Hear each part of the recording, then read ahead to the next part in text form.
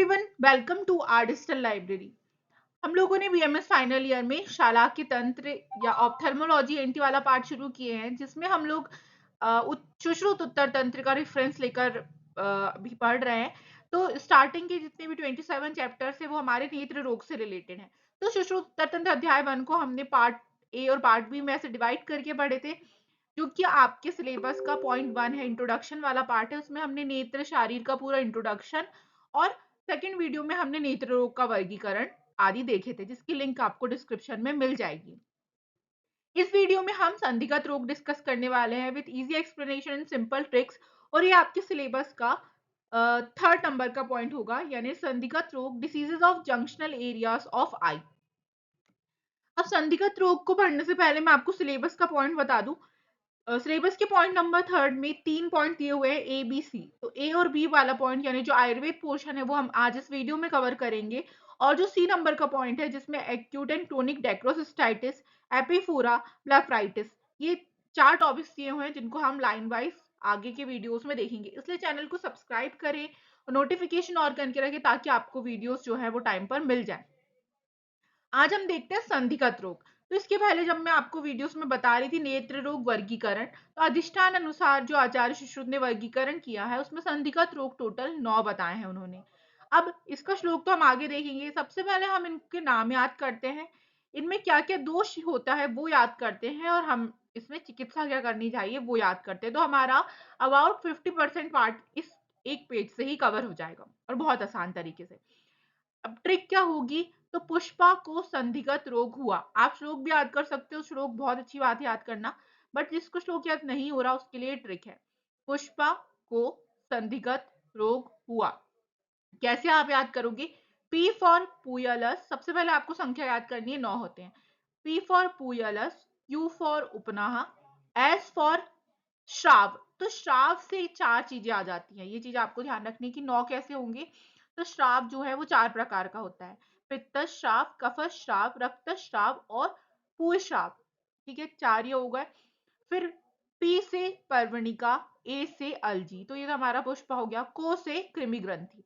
पुष्पा को संधिगत रोग हुआ, तो इससे हमको ये याद रहेगा कि ये 9 चीज जो है वो संधिगत रोग के अंतर्गत आती हैं। पूय अलस, उपनाह, पित्तज, कफज, रक्तज, पूय श्राव, पर्वणिका, अलजी एंड कृमि ग्रंथि। अब हम ये कैसे याद रखेंगे कि इनमें दोष क्या होते हैं? तो सबसे पहले आपको याद रखना है पूय अलस। पूय अलस मतलब कि जहां पर कोई भी कहीं पर भी पस निकलने लगे, तो वो चीज हमारे लिए बहुत क्रिटिकल हो जाती है उसको सॉल्व करना। तो यहाँ पर हमको ये चीज ध्यान रखनी है कि पूय अलस मतलब उसमें तीनों दोष है, इसलिए हमारे लिए थोड़ा क्रिटिकल है। पस का फॉर्मेशन होने लगा, तीनों दोष इन्वॉल्व होंगे, त्रिदोषज हो गया।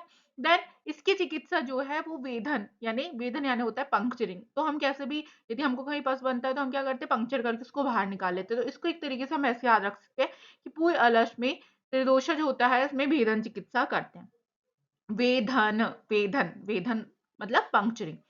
देन आता है, और जैसे जैसे मैं आपको इसको आगे एक्सप्लेन करूंगी आपको और क्लियर होते जाएगा, लर्न होते जाएगा। बस ये पेज से हमें इनिशियली अपना एक माइंडसेट तैयार रखना है। देन हम आते हैं उपनाह। उपनाह में उपनाह जो होता है वो कफज होता है, और इसमें भेदन चिकित्सा की जाती है। भेदन मतलब इंसिजन क्या है ये हम आगे देखेंगे। उपनाह कफ प्रधान है और इसमें भेदन चिकित्सा की जाती है। देन हम आते हैं श्राव। तो जितने भी श्राव होते हैं वो असाध्य होते हैं, हम पहले भी पढ़ के आ चुके हैं। पित्त श्राव में पित्त प्रधान होगा, असाध्य होगा। कफ श्राव कफ प्रधान होगा, असाध्य होगा। रक्तस्राव रक्त प्रधान होगा, असाध्य होगा। और पूय श्राव मैंने पहले ही बताया, पस निकलने लगा मतलब त्रिदोषज होगा, असाध्य होगा। तो ये चारों में हमको कोई याद करने की जरूरत नहीं है। देन आते हैं हम पर्वणिका में। तो पर्वणिका जो है वो रक्तज होती है और इसमें छेदन चिकित्सा की जाती है। छेदन मतलब एक्सिजन। तो इसको हम कैसे याद रख सकते हैं? इसके लिए हम एक छोटी सी ट्रिक याद रख सकते हैं। पर्व, पर्व में छेद किए, छेद दिया किसी ने। पर्व मतलब होता है हमारी उंगलियों की टिप्स। तो यदि किसी ने उंगलियों की टिप्स में छेद देगा, कोई भी छेद कर देगा, तो वहां से रक्त निकलेगा। तो ये पर्वणिका जो है वो रक्त प्रधान होती है, इसमें छेदन चिकित्सा की जाती है। अब पर्वणिका ही कॉम्प्लिकेशन है एक तरीके से अलजी। अलजी कॉम्प्लिकेशन है तो ऑलरेडी हम ये जानते हैं सन्निपातज होगा, और सन्निपातज है तो ये असाध्य होगा। तो यहाँ पर हमें इतनी चीजें याद हो गई। देन आता है कृमि ग्रंथि। तो कृमि ग्रंथि आप याद रख सकते हो। कृमि क्या होती है? जब हम कोई मीठी चीज या कफज भरी चीज खाते हैं। तो का से कृमि ग्रंथि, का से कफज, और कफज है, फिर इसका हम भेदन करेंगे। तो ये चीज हमको याद रखनी है कि इस पूरे टेबल में शाव वाली चीजें तो हमें याद करनी नहीं, उनके दोष और असाध्यता हमको याद हो गई। फिर पर्वणिका, यानी पर्व में छेद करने से रक्त निकलता है, और पर्वणिका का कॉम्प्लिकेशन अलजी है तो वो हरनिपाता जो रसाध्य होगी। इसके अलावा दो चीज बचती है, जो कि है उपनाह और कृमि ग्रंथि। तो दोनों कफज है और दोनों में भेदन चिकित्सा की जाती है। एनपुयलस तो मैं स्टार्टिंग में बता चुकी हूँ, त्रिदोषज होता है, इसमें वेधन करते हैं। तो ये हमारा एक चार्ट था, जो एक इनिशियली आपको ये चीज स्टार्टिंग में ही याद हो जाएगी तो आगे पढ़ना बहुत ही आसान होगा। सबसे पहले हम देखते हैं संधिगत रोग के 9 नाम है। पुयलस, उपनाह, श्रावा पर्वणिका अल्जी, कृमि ग्रंथिश विनिज्ञेया, रोगा संधिगता नभा। तो हमारी जो ट्रिक थी पुष्पा को संधिगत रोग हुआ, उससे ही ये श्लोक आपका तैयार हो सकता है। पहला है पुयलस। यदि मॉडर्न में इसका कंपैरिजन किया जाए तो इसको हम डेक्रोसिस्टाइटिस, एक्यूट डेक्रोसिस्टाइटिस से कंपेयर कर सकते हैं। ये हमारा एक टॉपिक है जिसको हम आगे डिस्कस करेंगे। पुयलस में अधिष्ठान संधिगत, दोष त्रिदोष हम पहले ही पढ़ के आ चुके हैं। इसके लक्षण क्या होते हैं? तो सुश्रुत के उत्तर तंत्र अध्याय 2 के 4 नंबर श्लोक में कहा गया है, पक्वा शोफा संधिजा श्रवेत या सांद्रा पूयम पुति पुय अलस्सा। यानी नेत्र की संधियों में प्रथम शोफ होकर वह पाक के पश्चात सांद्र तथा दुर्गंधित पुय के रूप में श्रवित होता है, उसे पुय अलस कहते हैं। अब ये तो हमको पता है कि संधिगत रोग है, तो यहाँ पर स्टार्टिंग हम ऐसे ही करेंगे कि नेत्र की संधि में पहले शोफ होगा, यानी इन्फ्लामेशन होगा, फिर उसके बाद उसमें पाक होगा, पाक होने के बाद वहां पर गाढ़ा दुर्गंधित पस का श्राव होता है, उसे हम पुई अलस कहते हैं। अष्टांग हृदय का श्लोक इंपॉर्टेंट नहीं है। उन्होंने क्या कहा है? नेत्र की कनीनक संधि, कनीनक संधि मतलब इनर कैंथस, जो आपके नाक के पास का जॉइंट है, वहां पर पहले लालिमा यानी रेडनेस होती है, फिर वेदना युक्त शोफ होता है, और पाक के पश्चात वह शोफ जो है वो व्रण रूप में उभर कर पुई का श्राव करता है। इसको हम मॉडर्न में एक्यूट डेक्रोसिस्टाइटिस से कंपेयर कर सकते हैं। आप नेट में सर्च करके देखिए, या फिर आगे हम टॉपिक तो ऑलरेडी डिस्कस करेंगे। इसकी चिकित्सा वेधन चिकित्सा है। वेधन यानी सबसे पहले हमें इसमें पंक्चरिंग करनी होती है, या फिर इसके अलावा हम भेदन करने के बाद में लेखन भी कर सकते हैं, यानी एक इंसिजन दो और स्क्रैपिंग कर दो, किसी भी तरीके से पस को बाहर निकालना है। इसके अलावा रक्त मोक्षण, यथा दोष नाशक उपनाह और स्वेदन का वर्णन किया गया है। व्रण शोथग्न चक्षुष द्रविकृत लेप और बंधन बांधा जाता है, और अंतः और बाह्य शोधन करने को कहा गया है। सेकेंड है हमारा उपनाह। उपनाह में दोष कफज होगा, और इसमें हम लोग भेदन करते हैं, ये हमने स्टार्टिंग में ही देख लिया। लक्षण क्या होंगे? तो ग्रंथिर न अल्पो दृष्टि संध्व पाका कंडुर प्रायो निरुजस उपनाह, मतलब नेत्र की संधि में संधिगत रोग है।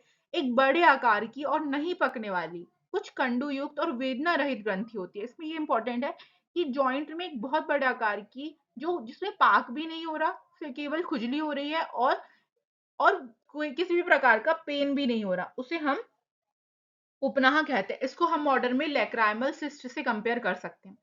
बागभट्ट ने इसे क्षार बुदबुदोमम कहा है, यानी जिस प्रकार से पानी का बुलबुला होता है, उस तरीके से हमारे जॉइंट, जो हमारे आई की जॉइंट है, वहां पर एक व्याधि उत्पन्न होती है। और प्रथु मूल, यानी इसका जो मूल है वो चौड़ा होगा।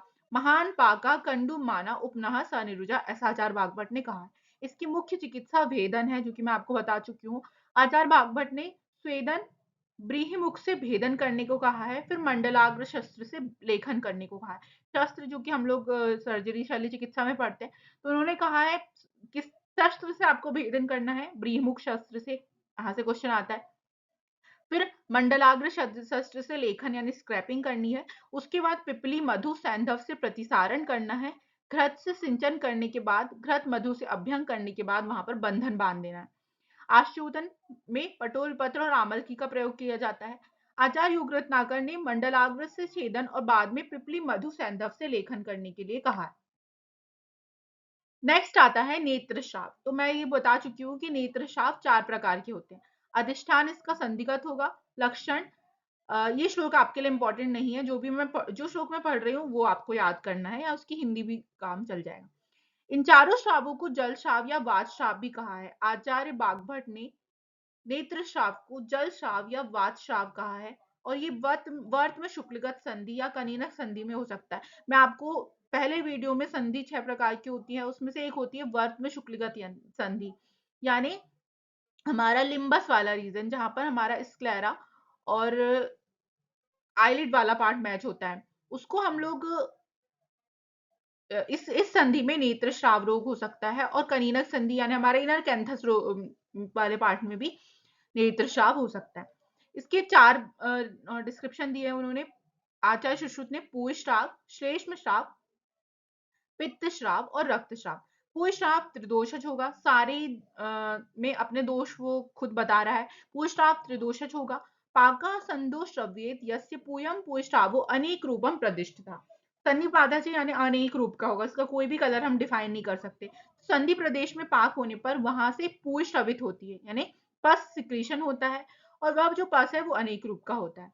बागभट ने पूई प्लस रक्त का मुहुर्मुहुर श्राव यानी बार बार स्पर्श और रक्त का श्राव होना बताया, और ये डिसीज कनीनक संधि यानी इनर कैंथस की बताई है। देन आता है श्लेष्म श्राव। कफ है तो कफ प्रधान होगा। लक्षण क्या होंगे? श्वेतम सांद्रम पिच्छिलम श्रव्येत श्लेष्मा श्रावो नीरुजः स प्रतिष्ठा। जो श्राव श्वेत सांद्र पिच्छिल और पीड़ा रहित होगा उसे हम श्लेष्म श्राव कहते हैं। तो उसमें कोई भी याद करने वाली बात नहीं थी। कफ है तो कफ से मिलित लक्षण होंगे। बागभट ने भी सेम वर्णन किया है। देन आता है रक्तस्राव। तो रक्तस्राव में रक्त दोष होगा। इसके लक्षण रक्तस्रावा शोणित सा रक्तम उष्णम न अल्पम श्रव्येद न अति सांद्रम, यानी रक्त की विकृति से उत्पन्न रक्त युक्त तथा उष्णता लिए हुए अधिक मात्रा में और न अति सांद्र जो श्राव बहता है उसे हम रक्तस्राव कहते हैं। पूरे रक्त के लक्षण होंगे। बागभट ने सेम बताया, केवल ताम्र वर्ण का इसमें एक्स्ट्रा एक्सप्लेनेशन दे दिया है। देन नेक्स्ट आते हैं हम पित्तश्राव।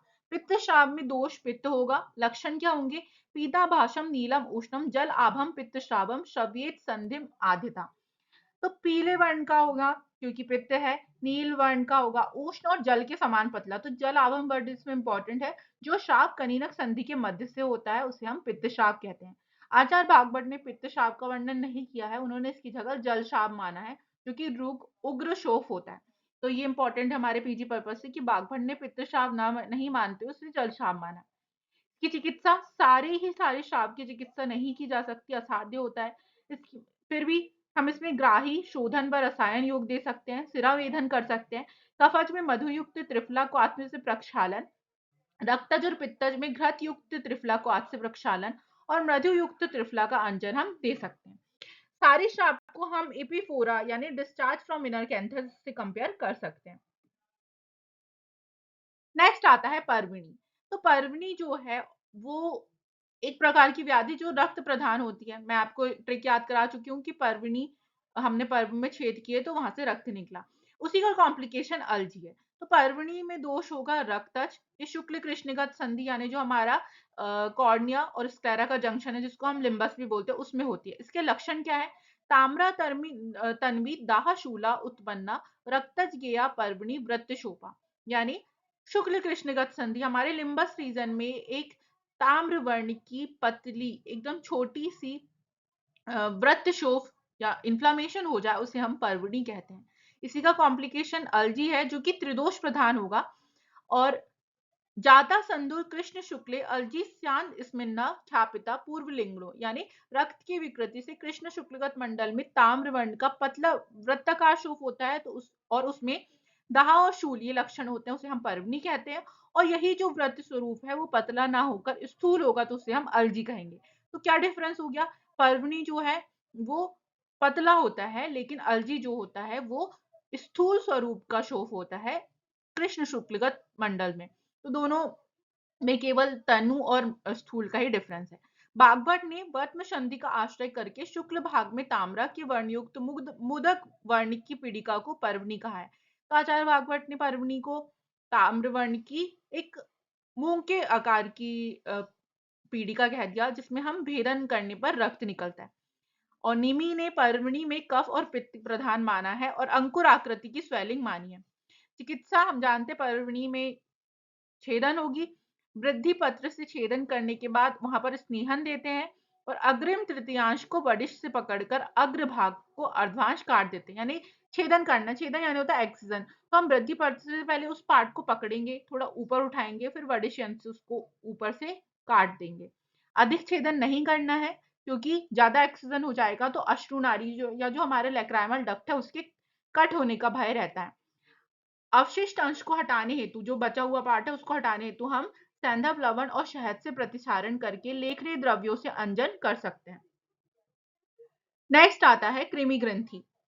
कृमि ग्रंथि को हम, और मैं ये बताना भूल गई कि पर्वणिका को और अल्जी को हम लोग फ्लिक्टेन्युलर कंजक्टिवाइटिस से कंपेयर कर सकते हैं। देन आता है कृमि ग्रंथि। कृमि ग्रंथि को हम इन्फ्लामेशन ऑफ लिड मार्जिन यानी ब्लेफराइटिस से कंपेयर कर सकते हैं। इसमें दोष जो होता है वो कफज होता है। और चिकित्सा हम लोग देख चुके हैं, इसमें चिकित्सा जो है वो भेदन चिकित्सा करते हैं। लक्षण क्या होंगे? तो कृमि ग्रंथि वर्त्मनः पक्ष्मणस्थः कंडु कुर्या कृमिश्च संधिजातः नाना रूपः वर्त्म शुक्लस्त संदो चरंतो अंतर्नयनम दूषितम। कोई इंपॉर्टेंट नहीं है कि आपको श्लोक पूरे वर्ड टू वर्ड याद हो। पक्ष्म तथा वर्त्म की संधि तथा वर्त्म और शुक्ल की संधि में अनेक प्रकार के कृमि पड़कर कंडू तथा छोटी छोटी ग्रंथियां पैदा कर देते हैं। यानी ये आप ध्यान रखो कि जो हमारा आईलिड्स वाला पार्ट है, जो हमारी आई लैशेस है और स्क्लेरा वाला पार्ट जहां पर जुड़ा हुआ है, यानी जहां पर हम काजल लगाते हैं और इसी से ऊपर का पार्ट, वहां पर एक छोटी छोटी ग्रंथियां उत्पन्न हो जाए और उससे कृमि निकलने लगे तो उसको आप कृमि ग्रंथि कहते हैं। उसको मॉडर्न में ब्लेफराइटिस से कंपेयर किया गया है। इस रोग में कृमि नेत्र के वर्त्म यानी आईलिड तथा शुक्ल मंडल यानी हमारा स्क्लेरा वाला पार्ट में को खाते हुए अंतर्नयन यानी अंदर के पार्ट को दूषित करने लगता है। बागभट्ट ने कनीनक और अपांग संधि माना है। और पक्ष्मवान यानी यहाँ पर फॉलिंग ऑफ आई लैशेज या मेडोरोसिस कंडीशन हमें देखने को मिलती है। अपने आप ही जो आई लैशेज है हमारी वो झड़ने लगेगी। और पूर्ण श्राप माना है। योग रत्नाकर ने कृमि ग्रंथि को जंतु ग्रंथि भी कहा है। तो ये हमारा एक पूरा सुश्रुत उत्तर तंत्र अध्याय 2 और हमारे सिलेबस का पॉइंट नंबर 3 कंप्लीट होता है एक्सेप्ट मॉडर्न। मॉडर्न हम नेक्स्ट वीडियोस में कवर करेंगे। तो चैनल को सब्सक्राइब करें, वीडियोस को शेयर करें और मुझे कमेंट करके जरूर बताएं, वरना इतनी मेहनत करना मेरे लिए वेस्ट है। Thank you so much. Stay connected with our digital library for more videos.